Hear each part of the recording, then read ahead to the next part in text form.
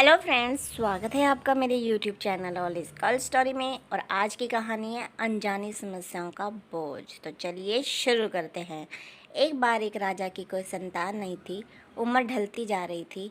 बहुत प्रयास किए, कई हकीमों वैद्यों को दिखाया, परंतु नतीजा विफल रहा। राजा को चिंता सताने लगी कि मेरे बाद राजपाट कौन संभालेगा।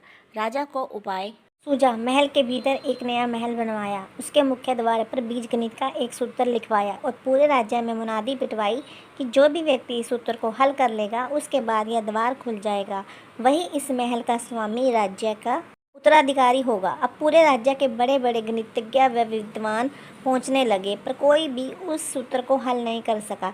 राजा की चिंता बढ़ने लगी। कुछ दिन बाद प्रयास करने वाले आने बंद हो गए। राजा ने पास के राज्यों में भी ढिंढोरा पिटवा दिया। प्रलोभन अच्छा था, बहुत से लोग आने लगे, पर किसी से भी सूत्र हल नहीं हुआ। धीरे धीरे लोग आने कम हो गए। एक दिन केवल 2 ही लोग पहुंचे, जिनमें से एक गणितज्ञ थे और एक साधारण युवक। युवक के जीर्ण शीर्ण वस्त्र देखकर द्वारपाल उसे क्रोधित हो भगाने लगे। तुमसे ना हो सकेगा, जाओ। राजा की दृष्टि पड़ी तो युवक को रुकवाया गया। राजा बोले, पहले युवक को ही अवसर प्रदान किया जाए।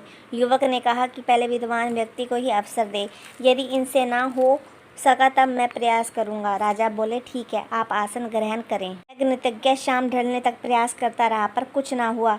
अब युवक को बुलाया गया। युवक ने जाकर द्वार पर हाथ लगाकर धक्का दिया। द्वार खुल गया। महल करतल ध्वनि से गूंज उठा। राजा ने पूछा, आप कैसे कर पाई? युवक ने कहा कि जब विद्वान व्यक्ति पूरे दिन जूझ रहे थे, तब मुझे लगा कि यह भी हो सकता है कि यह कोई बीजगणित सूत्र ही ना हो, एवं द्वार पर बुद्धि परखने के लिए लिखा गया हो। जीवन में कई बार हम सभी किसी समस्या से जूझते रहते हैं, जबकि वो कोई समस्या होती ही नहीं। Radhe Radhe. Thanks for watching. Please subscribe my channel. Video को लाइक एंड चैनल को सब्सक्राइब कीजिए। मिलते हैं नेक्स्ट वीडियो में।